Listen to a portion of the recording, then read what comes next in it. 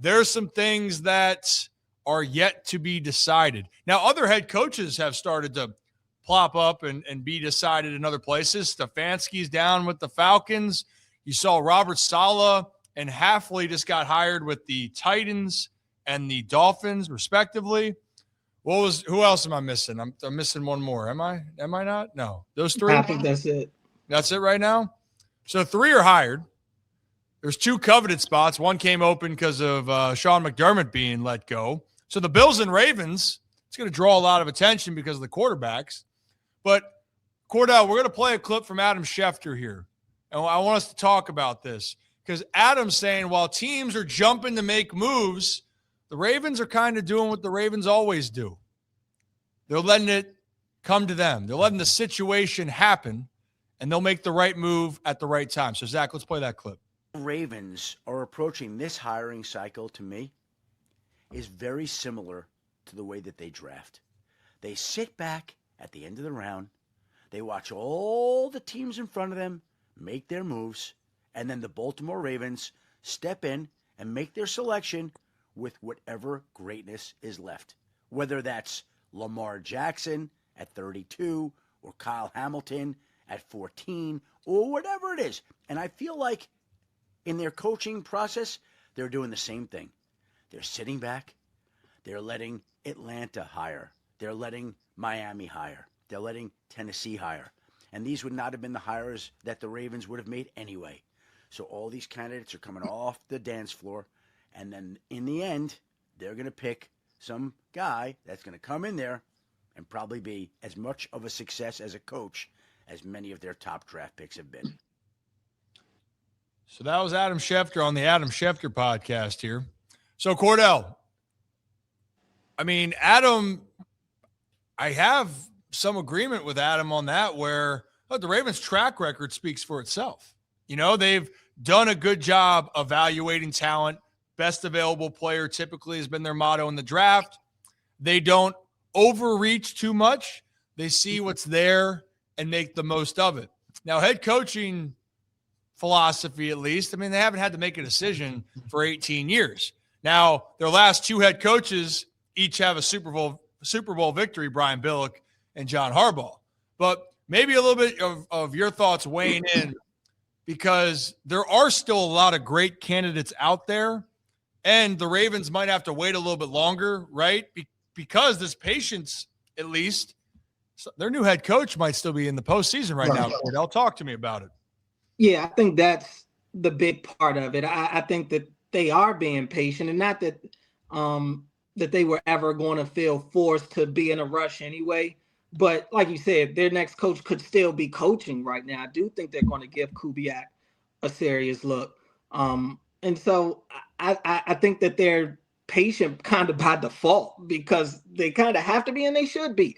Look, I understand his analogy of what he's saying of how they approach the draft, and they're kind of doing it similarly here. That is kind of how they operate, even seeing a right player, right price motto. It's all the same thing. They like things to happen organically, and if it's meant to be, it'll happen. I do think that they have earned the right for people to believe in them in terms of the coaching search to a degree, because history has shown, like you said, it works out for them more times than not. Their last 2 coaches, and basically that's over the span of almost my entire lifetime, they've won Super Bowls, 2 of them.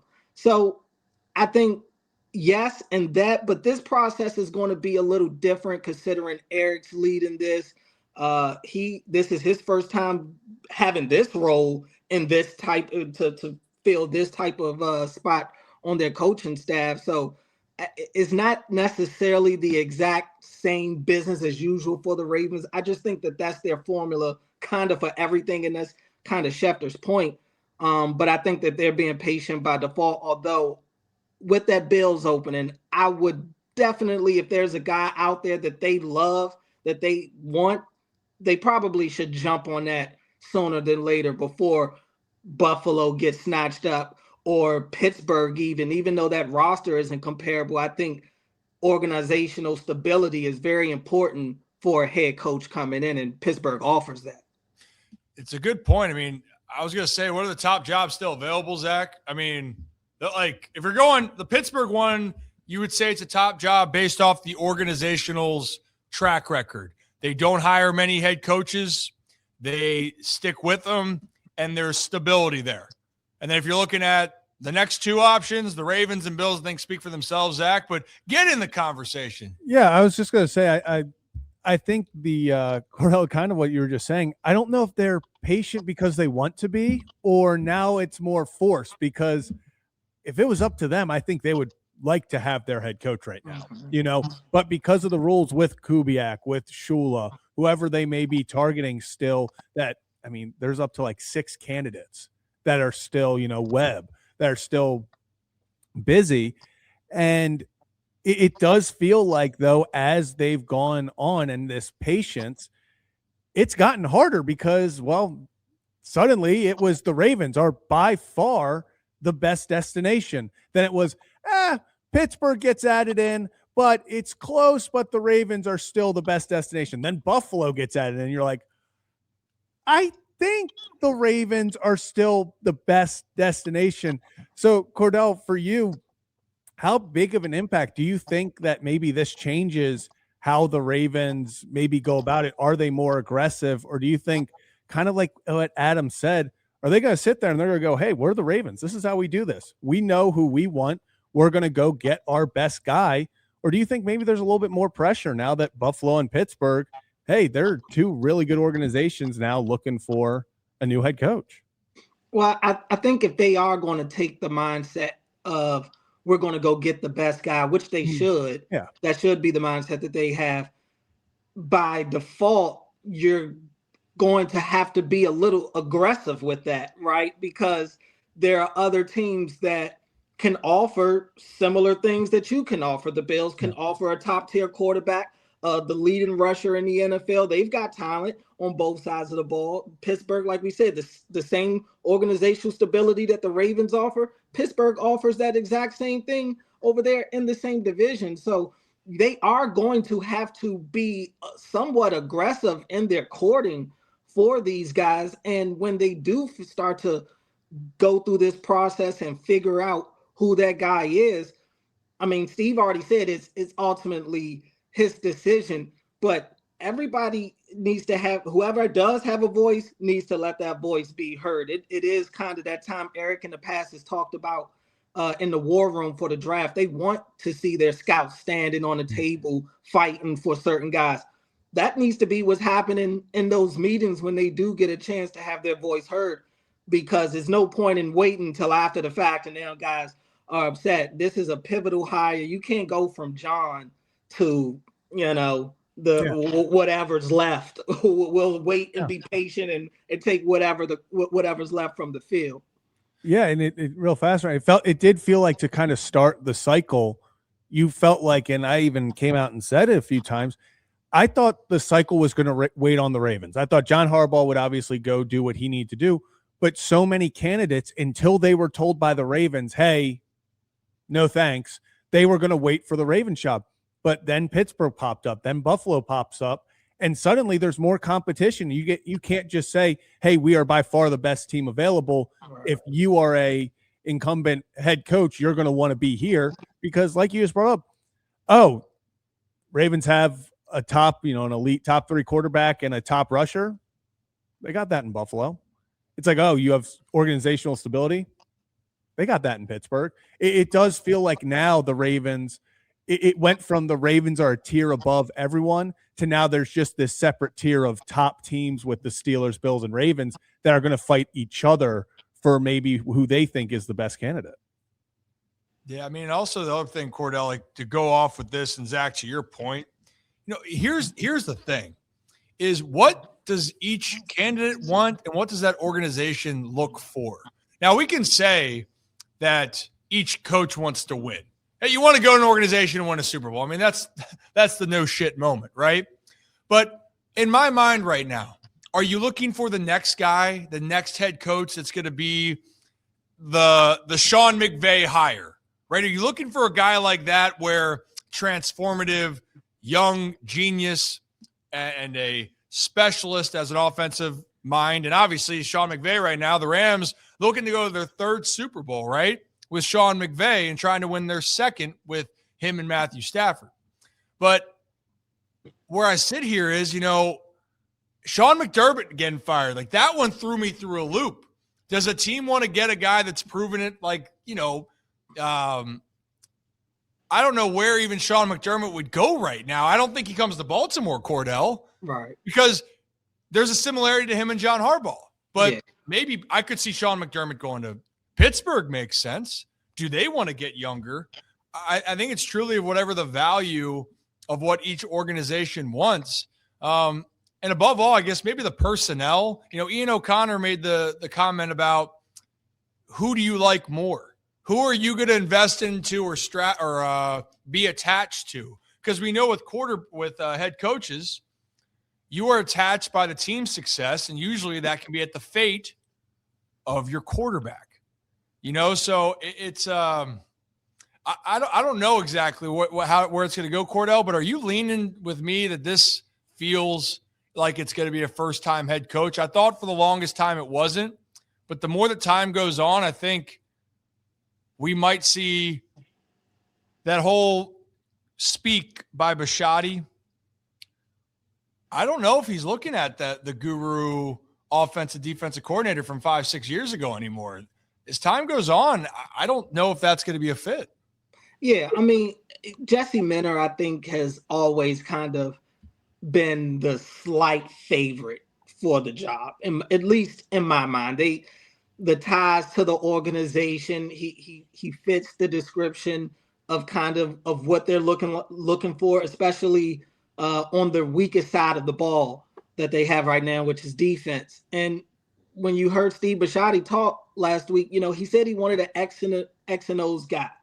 So in my mind, I do think that if they were going to go for a guy who has a specialty in offense or defense, I think that they would probably lean defense. Offensively, you can get a good OC to work. Look, we've seen Lamar in a system that's kind of elementary, that's kind of one-dimensional, does heavy with the run game, limited in the pass game, especially as the year goes on. We've also seen him in a heavily quarterback-friendly offense that allows him to have more control, that allows him to throw the ball all over the field.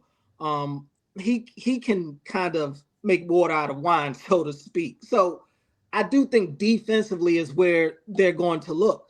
I think that brings in the Jesse Minters, but I also think it's important when you talk about what are the Ravens looking for, I think relationship matters to them. I think they do want a guy that they can see themselves coming to work to deal. Not necessarily Steve, because he's not there every day, but Eric and those guys that are going to be there, Sashi and Ozzy and those guys that are there every day. I think they do want somebody else that isn't a pain in the butt to work with, that knows football, that can relate to the guys, that can get the most out of the guys. I think they look at this roster, and you've heard Steve say they underachieved too many times. I think that they're looking for a coach that can raise their floor right now. He doesn't have to be necessarily the greatest X's and O's coach, because if we're being honest, the best offensive mind available right now is probably Mike McDaniels, but I don't know if anybody really wants to hire him as a head coach right now. They love him as an OC, but not a head coach, because you don't know if he's a true leader of men. I think that they are, and that's what Weaver provides, who's getting a second interview. But the thing with Weaver is, like, sure, that Miami defense was solid this year with him, but what's his track record in terms of having real control and real power and getting success when he's in that position? So it's a lot of questions for all of these guys. In reality, they're taking a shot on whoever they bring on, because they either don't have experience, or where they do have experience, they didn't have success. So that's where all these candidates do kind of go hand in hand. You know what I wonder here as we've been talking about this to kind of wrap up this conversation? And not that this should be a reason to hire or not hire someone, but I'm curious with Jesse Minter. We're talking about ties. And if you're saying about you're trying to bring back an identity. Is there any, and not that I feel this way, I want to emphasize that, not that I feel this way, but Jesse Minter having the connection with the Ravens to start. Then you have connections with another Harbaugh out in LA with the Chargers. Is there something there that they would want to try to create a different path? Because there is going to be a lot of probably certain qualities that rub off from some of the candidates. And look, I think that isn't a problem in my mind at all. I want to emphasize that. But is that something that maybe would need to be considered, moving forward? Because I look at like the Rams, Cordell, and that's a different style. But if you're starting to see the McVay tree a little bit, there's been some really interesting ones that have left the McVay tree that have gone off and had success. And correct me if I'm wrong, then Kevin O'Connell is a McVay disciple, correct? He was at the Rams. I was right with that? Well, I got you. They're both kind of from the Shanahan tree. They were both in Washington, but sure, yeah. Shanahan, but McVay, however you want to consider, but he got hired off of McVay's staff. Right. So I guess point being is different tree. Is that going to come into factor here when you're going with the leader of men, but you know what? We want to add a little bit of a different flavor to this. Because I think they should. So I think they should. I think, if you're – and I've used the dating analogies because essentially that's what they're doing right now. They're dating. They're going through these candidates after an 18-year relationship. It's over, and now they're moving on, and they're in the world of unknowns. But as you're looking for the next, you have a type. You have a type. And so in the next one, they probably will have some sort of qualities from the last one because that's what you like. Now, like I said, I'm in the mindset of I do think they need to look at a different tree. I do think they need to see what some of these other roads look like because the one thing that I feel like the Ravens have lacked, offensively at least, is just creativity. And you talk about the McVay tree. That's one thing that all of those guys from that tree, from the Shanahan tree, they are in a world of their own when it comes to the creativity. And I look at the Ravens' lack of red zone success, and while a huge, huge part of that is because of the offensive line being as bad as it was, I also think they lack that creativity to be able to break tendency, to catch defenses on their heels.